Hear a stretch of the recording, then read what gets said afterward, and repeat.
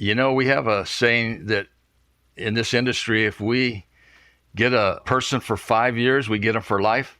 So like when I first started, I started this job not really knowing what I wanted to do or be, but I was fortunate that my best friend's dad was the system forester for San Diego Gas and Electric. So I had a job right out of high school. I graduated like on Thursday and went to work on Monday. I created this passion, right? I mean, once you're in our industry, it's a fairly small industry. Even though we compete against one another, there's things that we do, especially through Utility Arborist Association, that allows us to do things to help create a safer workplace. Welcome to another episode of Trees and Lines. On this episode, we're joined by Larry Abernathy, who has spent the last 4 years volunteering on behalf of the UAA and the Utilities and Colleges of California, working to meet the needs for workers by the tree contractors and the pre-inspection companies. Have a listen. Hope you enjoy.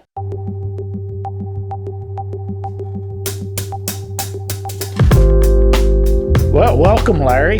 Appreciate your joining us. Been excited to get you on, talk to you a little bit. Tej Singh is with us today. For those that don't know Larry, which probably are just a few, Larry has been around. He was with the Davey Tree Company for 49 years. That's pretty amazing. He retired. He was going to go fishing, and then he offered to help out with something, and he's been giving back for the last 4 or 5 years. Really pretty amazing what you've done. So talk to us a little bit, Larry. Tell us a little bit about what you got involved with. Yeah, so I retired in 2018, the day before Fool's Day, April Fool's Day, and I was in retirement in the summer of 2019. I got a call from Phil, who was at the time, you were the director of the Utility Arborist Association, and he asked if I would assist in a project that UAA had, which was to work with Pacific Gas and Electric Company to develop a training program for entry-level workers. At that time in 2019, you might remember, we had a lot of fires going. We had a lot of crews from all over the United States and California. And with all the resources they could pull from throughout the whole United States and even Canada, they still felt that they needed at least another 3,000 workers. And there was just no qualified workers to be found. So as a result of a program that they came up with, Pacific Gas and Electric Company gave over $6 million to develop a curriculum and a program for the training of these new workers. How long a course is it? What's it take? Okay, so what happened next was after getting involved with the college, I was able to, because of all my connections in the industry, bring to the college knowledge of our industry and people, experts and friends and colleagues. And we all got together. I remember you came out even, Phil. We began meeting to decide how to put this program together. And we assembled a group. And the college did a DACUM, which is develop a curriculum. And the DACUM is where we had contractors, we had PG&E, we had UAA, TCIA, ISA, all kind of came to the table. We spent a day with a facilitator, a college facilitator, that basically put the workers, the ones that are doing the work, in a room and just on a board, actually on a wall with stick-em notes. They created a list of duties and tasks. So they identified all the duties and tasks that a worker would need to become basically an arborist, but more specifically a utility arborist. Something I wanted to ask before I forget is, outside of Phil's persuasion skills, which he has a lot of them, to take you out of your fishing oasis, what was it about this particular initiative project? What attracted you to want to come back? Why are you so attached to that in this? Especially when you've had such an amazing run and now you've essentially built a path to freedom for your own time. What was it about this specifically? We have a saying that in this industry, if we get a person for 5 years, we get them for life. So like when I first started, I started this job not really knowing what I wanted to do or be, but I was fortunate that my best friend's dad was the system forester for San Diego Gas and Electric. So I had a job right out of high school. I graduated like on Thursday and went to work on Monday. I created this passion, right? I mean, once you're in our industry, it's a fairly small industry. Even though we compete against one another, there's things that we do, especially through Utility Arborist Association, that allows us to do things to help create a safer workplace. So yeah, the passion, I was also in scouting. I was an Eagle Scout, and loving the outdoors and all the things you do. This job basically matched what I loved, which is the outdoors. And it was a job where you don't have to go to the same place every day. You're going somewhere in the county or whatever to different places in different conditions and different situations. So anyway, the passion got built, and I had a great career, 49 years with Davey. Started as a grounds person all the way up to where I retired as the vice president, general manager of the Davey Tree Surgery Company on the West Coast. And the deal is, when you retire, you, in some ways, you don't just shut it off, right? So when Phil called me, when he called me to ask, I didn't even have to think about it. You know, I was like, yeah. I know Phil called, and I don't really know in some ways if Phil, I don't know the story behind the scenes, but it felt like there was a think tank that they were kicking around names. And when my name came up, I guess they thought that I would be the best candidate. And so at that time, I was pretty busy to have something out of retirement, because I love to fish and hunt and all that. But, you know, you can only do that so much, right? So at the time I was getting ready to retire, the county, my county here, sent out a questionnaire about whether I would be interested in working and being on our county's grand jury. And so I said yes. So I had gotten on the grand jury, the civil grand jury here. It's pretty much where you're a watchdog for county government. And I was heavily busy. I was the foreperson the year that Phil called, and that was like a full-time job. So when Phil asked me to do this, it was like he knew that I was doing all this, and he was like, would you have the time to do it? And I'm like, absolutely, I'll make the time. So anyway, I have a passion because I feel like the industry's been so good to me. It's one of those things, even in scouting, you know, give back or make it better than you found it. So anyway, that's... We're going to put you in charge of recruiting for the industry, Larry. There you go. There you go. So, Larry, the idea of training, it's always been the contractor's problem or responsibility. How's it been received? The idea that now the universities or PG&E's doing the training? You know, having come from Davey, I only knew that world, really. And Davey had an excellent training program. I mean, we're an envy of the industry in that regard. And we always felt it was even a competitive advantage. So coming out of the Davey piece, it was interesting to see what was out there from other companies when I got involved. And I know that a lot of the companies that didn't maybe have as robust a program were just using outside services to bring in their training. It was a really good feeling to work with a team that you could see that there was benefit. And the other thing I saw too was that there's some really good talent out there that if I was still the manager at Davey, I would try to recruit, because there's some really good trainers. And I've learned a lot from people from the outside. For example, I mean, I never knew that much about OSHA 10, for example. And so some companies use OSHA 10, and we've incorporated that into the college program. I think it's, without a doubt, I mean, when we got that DACM team together and created this curriculum, the 5-week, 200-hour course, we were all excited. We knew we were making history because, again, without PG&E's funding, this is like, it would never happen because it does cost a lot of money. Do you think, Larry, that what you guys built, has the industry done a good job of adopting it? Like, do you see this sort of spreading across the US, and who else is sort of following suit? Yes. So without a doubt, the industry, everybody wants to be a part of it. That was the thing about starting. It's like bringing all the parties together with the community college system. And actually, community colleges for the most part, in my opinion, were good for recruitment for pre-inspectors and those that got 2-year degrees and stuff. But to actually have the college system in California where a worker that probably has no ambition or even thought about going to college is now coming on a college campus and learning these skills. Basically, the college calls it's a not for credit course. I've heard it called in California. I've heard it called contract education. The community colleges in California help employers or partners wherever there's a need. They'll actually put training programs together. So when they found our industry, oh my God, did they ever jump in?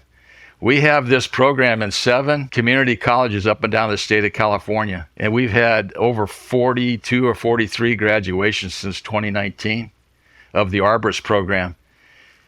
And then we just started, after the Arborist program got going and was well on its way, we developed a pre-inspector program, which, because there was a need for pre-inspectors, again, PG&E funded that project, and we've had over a dozen pre-inspector courses, which is an 80-hour 2-week course. Again, taking someone off the street and training them to be able to do basically a level 1 hazard inspection, which is a drive-by, walk-by inspection, and to be able to identify the trees that need to be trimmed out of the power lines. Yeah. Or pruned. I'm sorry, I want to say pruned. Yes, Larry, I learned this, by the way. I got slapped recently for not using the right vernacular, so I understand. Trust me. Yes. You know what? It's hard for me because I'm an old timer. That's all too. I knew. I'm with you. So, Larry, back to Tej's question about the industry adopting this. What would it take for another state or another utility to do the same? I know the Utility Arborist Association, with their professional development committee, I actually joined that committee to just give them an update, and then I thought it'd be good to join the team, so I'm on that committee. But our goal now is to try to spread this. That was what, Phil, that's what you charged me with. We want you to help start this in California and then spread it to the nation, right? Well, to spread it to the nation still there. We've been working with the University of Wisconsin. We connected both colleges. They've helped each other get some grants. Both colleges got those grants. And the idea is that we would like to find a college or somebody in another state to pick up this program that we've developed. PG&E is said we can share it with anybody. It's not proprietary.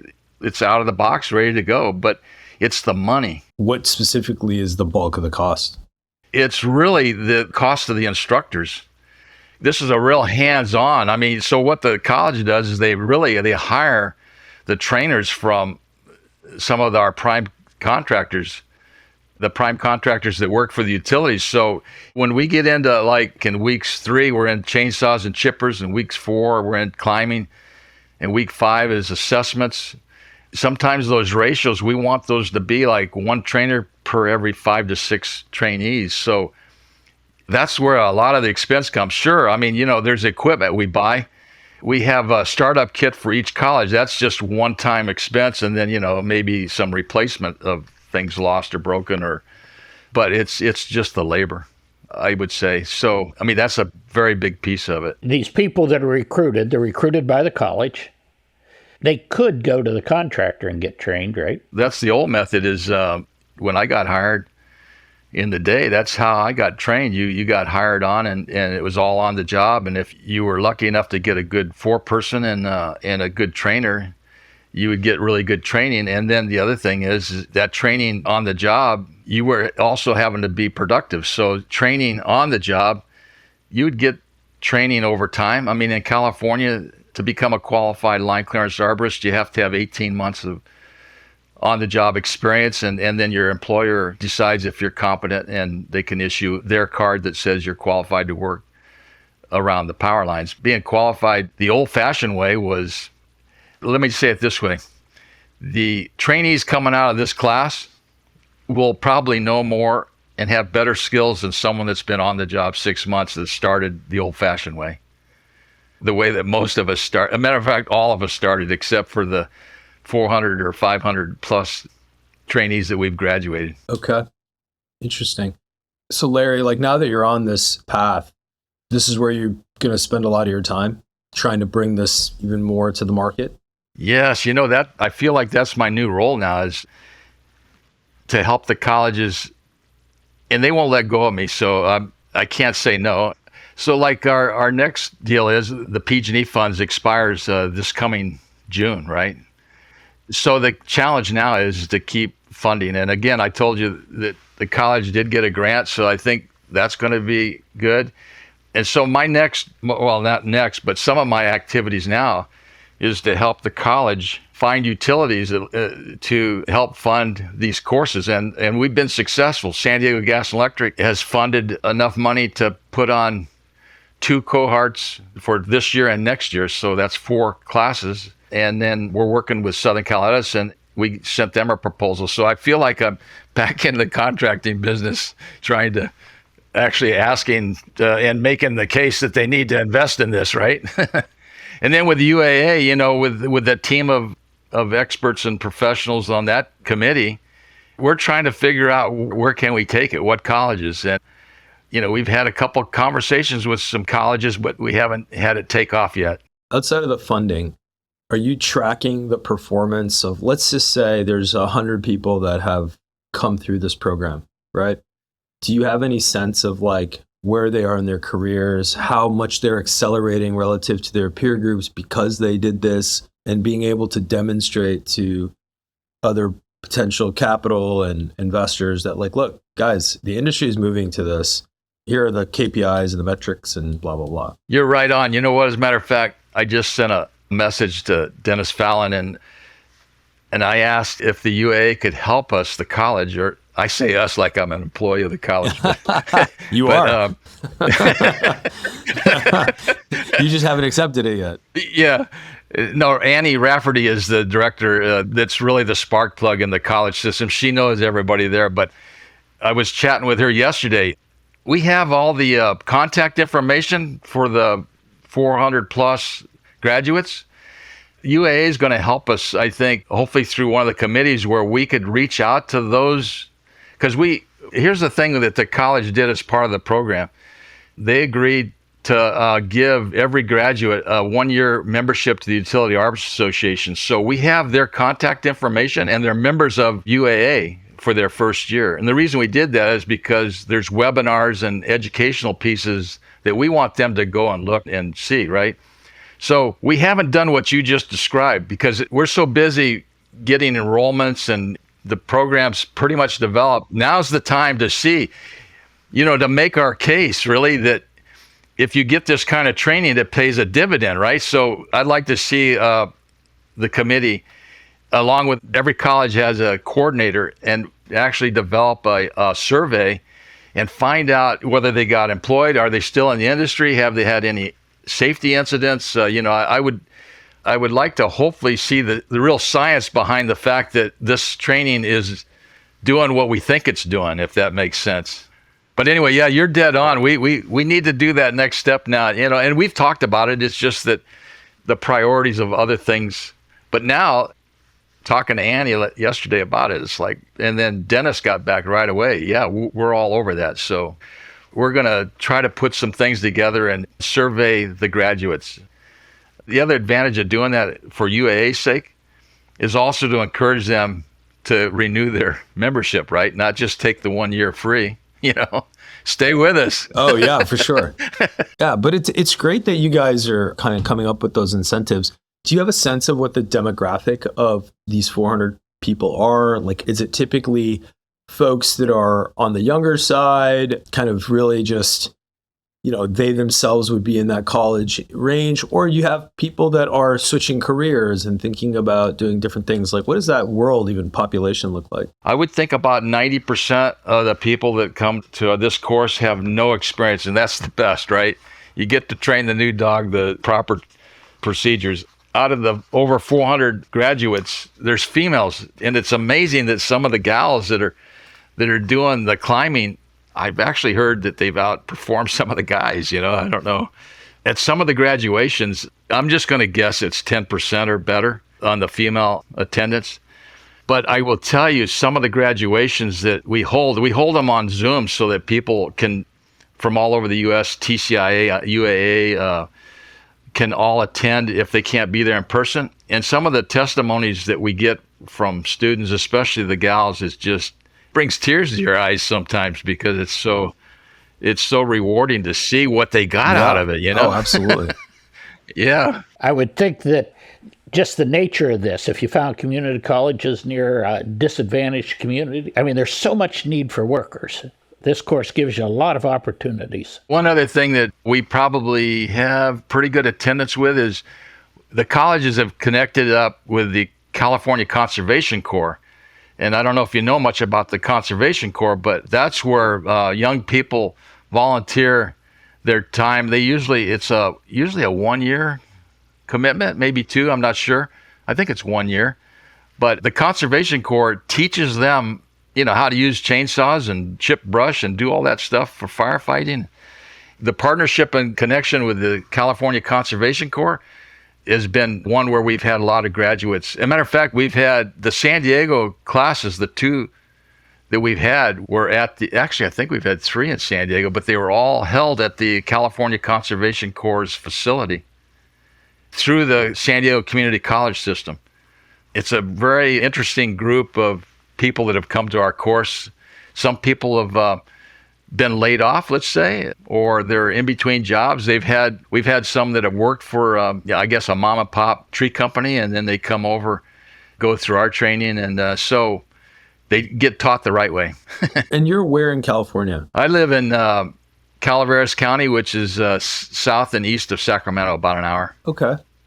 In the foothills. In the foothills, okay. It's gorgeous here. It's a high fire area all the time, so that's the other thing I do in the spring is, and it's good therapy, is get on my tractor and make defensible space, right? Oh yeah. I mean, well, you're trained. Well, I'm usually out in California pretty regularly, so we'll definitely have to kind of get together, grab some dinner, and sure, and continue this dialogue, because it's fascinating what you've done over the course of your career, but what you've got your hands in now.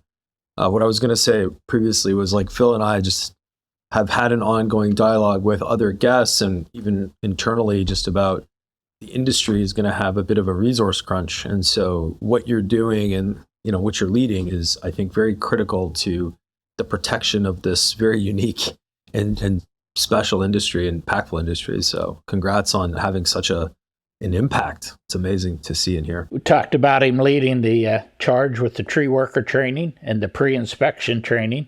I believe you're still on the board, and you've been really instrumental in the Utility Veg Management Professional Development Program. Yes. That's now offered out of Wisconsin. So, yeah. Neil Thiessen, great job. He gave a call to me just before I was retiring and asked if I would help, and I said, well, if you think I can help, I'm there. So he sucked me into that one. But I enjoy it. It's really good. Neil was a better recruiter than I was. Larry, your reputation, I think everyone's going to be like, when they watch this, you'll be like, let me call Larry, because he's making himself available. So no, I'm just kidding. Well, that is the beauty of some of this, is as we, even at the college, we presented at UAA, TCIA, ISA, we've made presentations, webinars and stuff, and it's so good that when people hear, they all want to be a part. And so it just keeps getting bigger and bigger and bigger, This was a fantastic session, my friend. Thank you so much for making time today, and really enjoyed listening to your background and what you're up to. It's pretty fantastic. It's nice to hear the passion. Thanks, Larry. Thanks a lot for having me. Okay, we'll see you.